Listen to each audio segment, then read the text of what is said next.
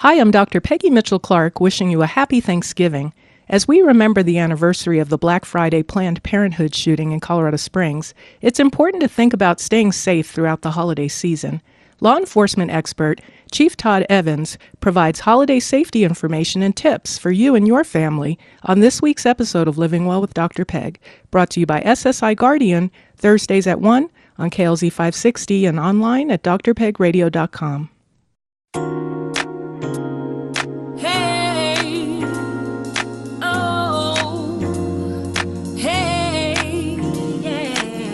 Welcome to Living Well with Dr. Peg, where psychologist Dr. Peggy Mitchell-Clarke explores a variety of mental health, wellness, and safety topics and shares biblically based psychological strategies for living well and staying safe. Now, here is your host of Living Well with Dr. Peg, Dr. Peggy Mitchell-Clarke.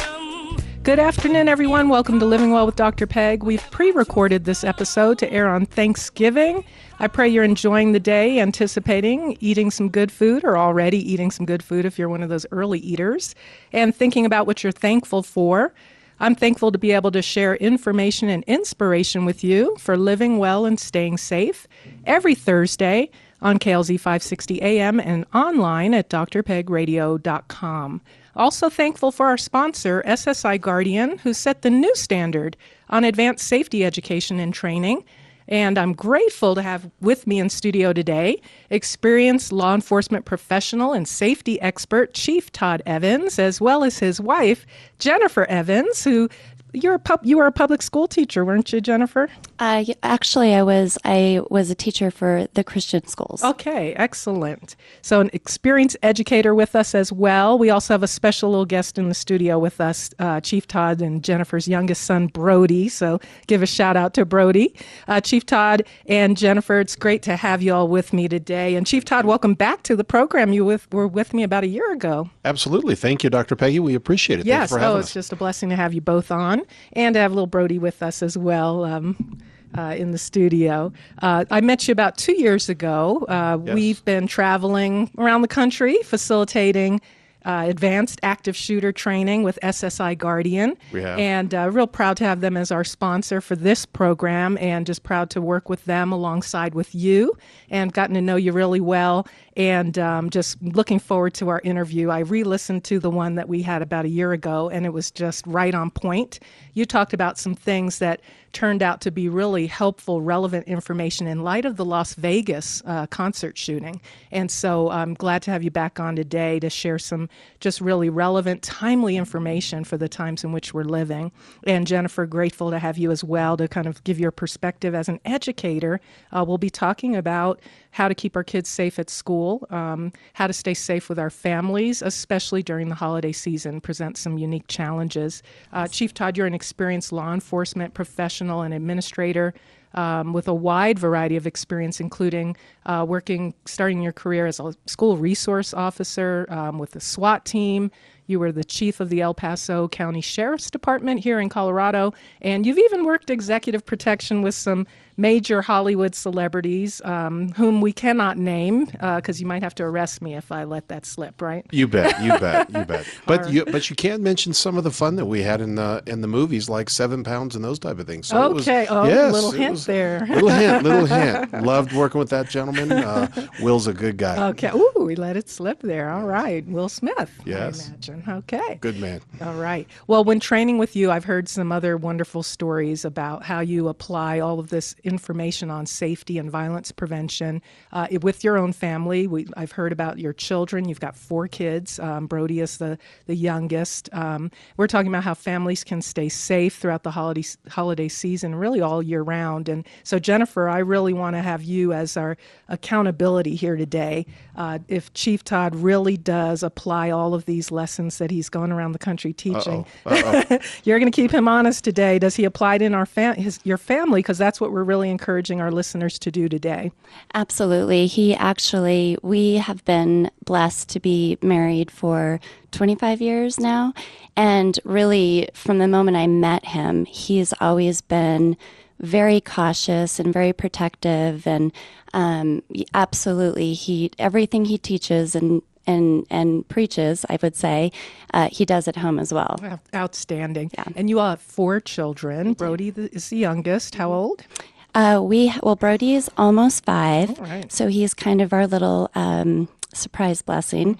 We have a 22-year-old daughter, Morgan, and 19-year-old daughter, Mariah, and 17-year-old son, Ty. Right. And then Brody came along and stirred things up. All right. Keeps you all young, right? Yes. Keeps things fun Something and like that. exciting. Yeah. Yep. Outstanding. And we're going to see if we can hear from 1 or 2 of your children today. So put Chief Todd further on the spot. It's Yep. one thing for his wife to say he's doing well practicing and applying these principles, but we'll see what your kids have to say, Chief Todd. Yeah. That'll be interesting. That'll be All fun. right, That'll good. be fun. Well, this show's pre-recorded. It's airing on Thanksgiving Day. Great. And for many residents of Colorado and Colorado Springs in particular, Thanksgiving is a tough day because they're remembering Black Friday, the mass shooting that occurred at the Planned Parenthood clinic in Colorado Springs, Colorado on November 27th, 2015. And I know you can't talk about some of those details. We know the assailant was apprehended after a 5-hour police standoff. He's currently being held in a psychiatric facility, having been deemed incompetent to stand trial. But Chief, really what I want to talk about is some of the lessons we can learn from that tragedy, but it did have a bright ray of hope in that whole tragedy because many people did survive. Absolutely. Because they were prepared. So talk about what we know about that tragic shooting, what you're able to talk about that's in the public record, in particular, the safety lessons that listeners can apply, in particular at work, because that was a workplace also. Absolutely. And Dr. Peggy, I think it's a great topic, especially for the holiday season. And it really dovetails into situations that we've had here in Denver, being the Thornton situation a few weeks ago. We'll talk about that. Other different things. But that individual, and I won't use his name because both of you and I are big believers, we don't give those individuals notoriety. But that individual's intent was on Black Friday so that he could get as much attention to what he was doing as possible. So I think it does, those of us that quite often go to public gathering places, there is some great stories that came out of Planned Parenthood because those individuals that worked at that location, they were very trained because the nature of Planned Parenthood location, workplace, it is. And also they had practiced. So not only had they trained and been given knowledge on what they should do, but then they took it and they practiced it. And they talked about that after the incident, that truly helped them survive. I think it's important to know that all the employees were able to get out of there. The poor victims were out in the parking lot as he was moving his way into that location. So they really did practice what they had been trained on. Yes. And it is a great example. It's taken that positive and a very negative, as you said, situation and apply that. So I'm looking forward to talking to some of that. And then also letting everybody know how they can take that into their personal lives and utilize it with their families during the holiday season. That's really always your goal when I go out and do the training with you. You say that every single time. We may be here at your workplace and your supervisor and your managers brought us in, but what you learned today is not just for your workplace. It is to take these principles and strategies and a mindset and take it wherever you go with your family, at leisure, at worship, when you're out with your family shopping. And we'll talk about all of that today. There's so many people who are normally at work on a Thursday who wouldn't normally get to hear the show. So I'm grateful. I'm hoping that this show will be shared. The podcast is available, the recording at drpegradio.com, because this is great information, not just for the workplace, but at home. And I've talked to people, I'm sure you have too, who they're concerned because they haven't received training yet at work. And so they don't have anything to take from work and apply at home with their families. So we might even be able to go in the opposite direction. What they learned today about staying safe with their families over the holidays, they can take some of those principles back to work, can't they? Absolutely. And I hope those that are listening out there that only, whether it be a small business, whether they be supervisors, leaders, chairman of a large business, they understand that more and more their employees, who are also many of them their friends, they appreciate when they bring those resources to them because it's skills that they will never forget. And it's skills skills that they can take and pass along to their family members, their children.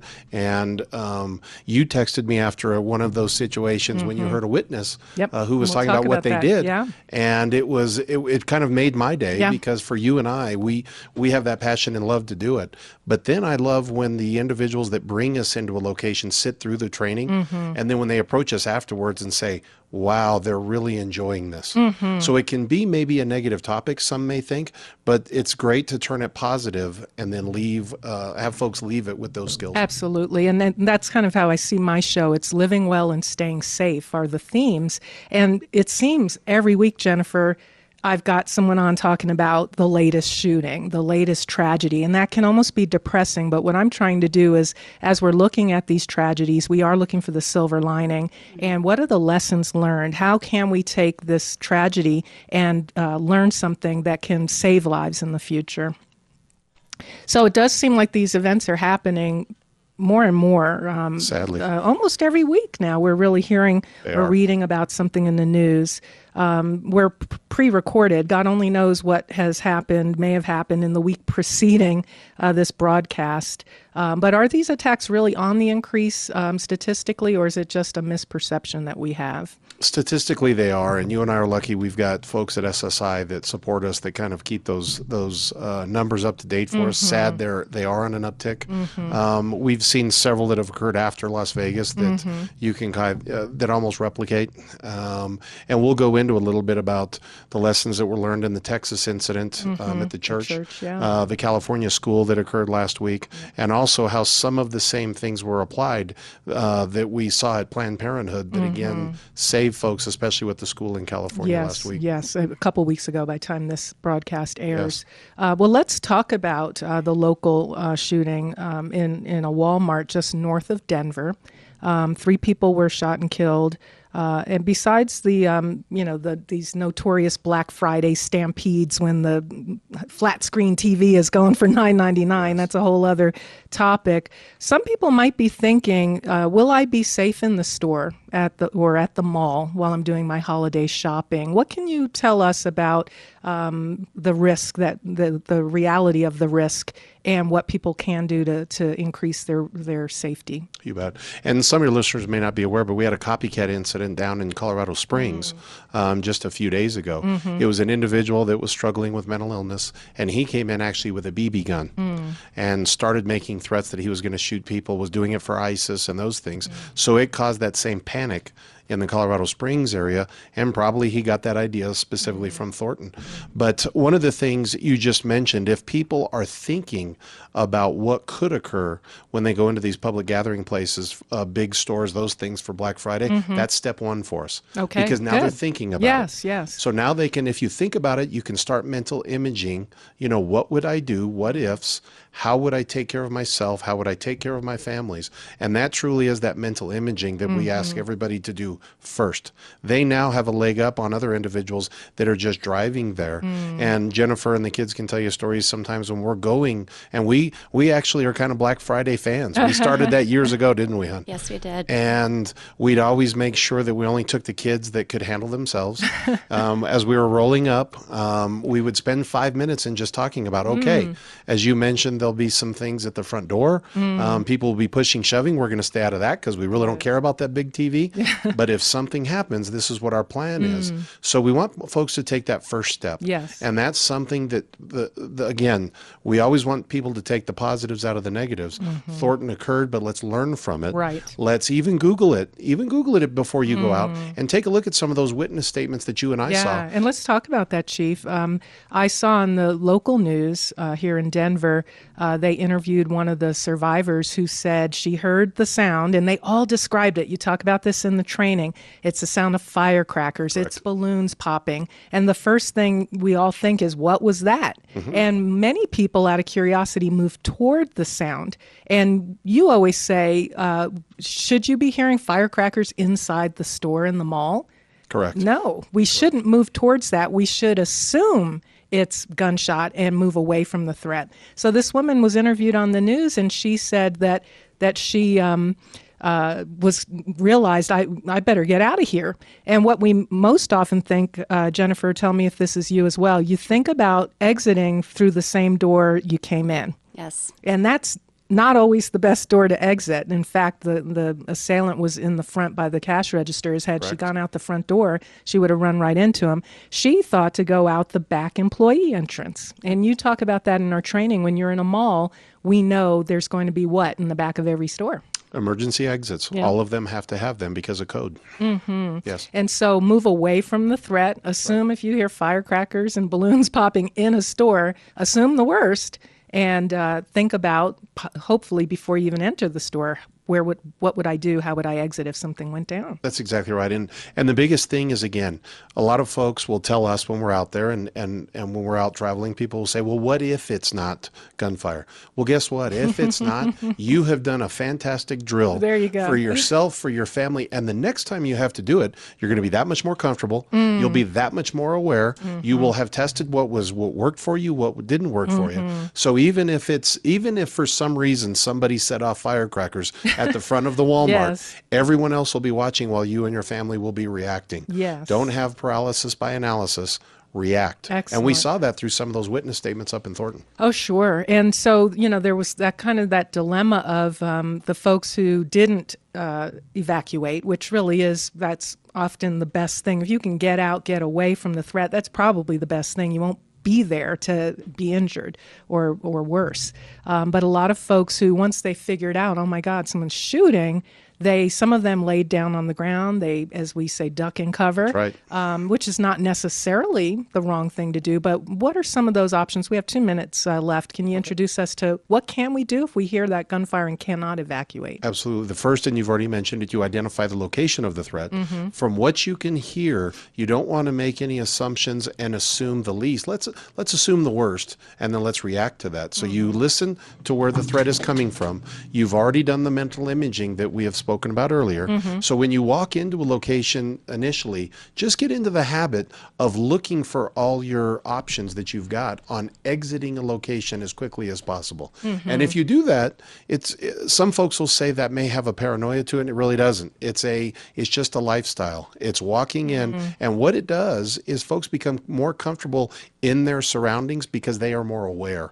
So just walk in, be aware. What do I have? What are my options? Because when that initial incident occurs, everyone else will be paralyzed, not knowing what to do. Some will duck and cover. Some will scream. Some will try to find a location, but you can hear where the threat is coming from, move away from the threat. And then also, if you cannot move, then find cover. And there's a difference between cover and concealment. We always talk about that.